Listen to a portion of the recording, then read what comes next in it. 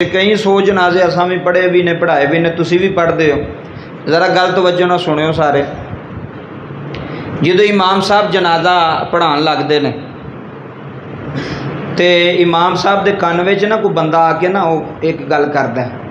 वो जो बंदा होंदा वो घर वाला होंदा है, पिछे वारस होंदे ने। वो कहते हैं इमाम साहब ऐलान कर दो जनाजे तो पहला। केड़ा ऐलान करना जी? ऐलान कर दो भी जिस जिस बंदे ने साढ़े भाई कोलों कुछ लैना है वो किहदे नाल राबता करे? साढ़े नाल, इमाम साहब नाल नहीं, जेड़े पिछे ने भैणां भरा दे उन्हां नाल की करो राबता। गल बड़ी तरह ध्यान नाल सुनने वाली है। इंशाअल्लाह अज अखां रोशन हो जाएगी। गल सुन, जिन्हें कुछ लैना है या देना है वो जी इन्हां दे भाइयां नाल राबता असीं भी ऐलान करने, इन्हां दे वालिद साहब नाल राबता कर लो, या बेटे ने तो फिर कहा जाता भी इन्हां दे बेटियां नाल राबता कर लो, चाचे ताए ने तो कहा जाता चाचियां ताया नाल कर लो।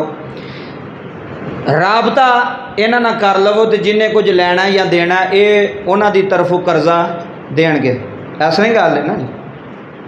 वो ऐलान इस वास्ते करवाते हैं कि जिन्हें कुछ लैना देना उन्होंने असीं दे छड़ीए।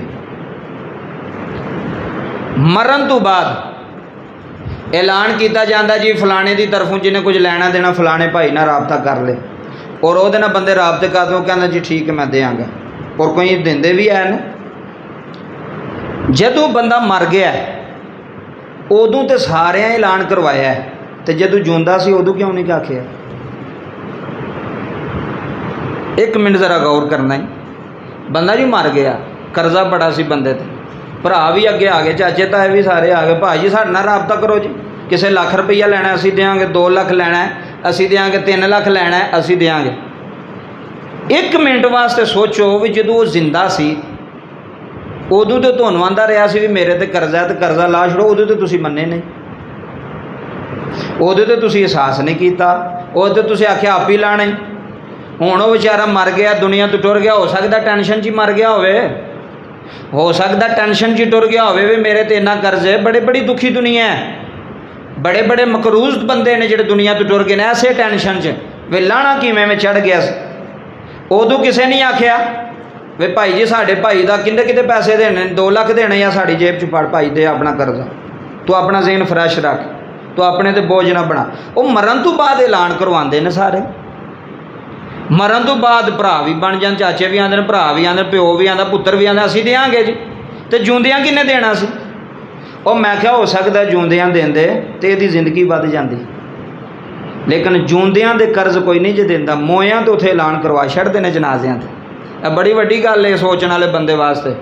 मैं कहना उत्थे मैं तो कोई नीयत की है, मैं जो अगों जनाजे में भी ये गल करनी इंशाअल्लाह, जिथे भी कोई तौफीक मिली पढ़ाने की तो करनी उत्थे गल वे मोयां दी ऐलान करवाते हो अपने वे असीं देंगे। तो जिंदियां क्यों नहीं सो तुसीं नेड़े लगे?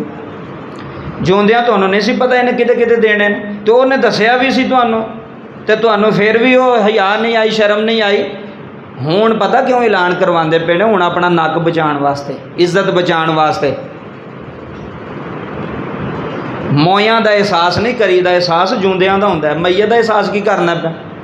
जिन्नी देर तो जिंदा उन्नी देर एहसास कर यार। जिंदियां बंदे इंज ही मर जाते हैं, भुखे मर जाते हैं, बाद च उन्होंने दसवें के खत्म के 20 देगां चौधरी साहब पे मंगवा के वंडते हैं।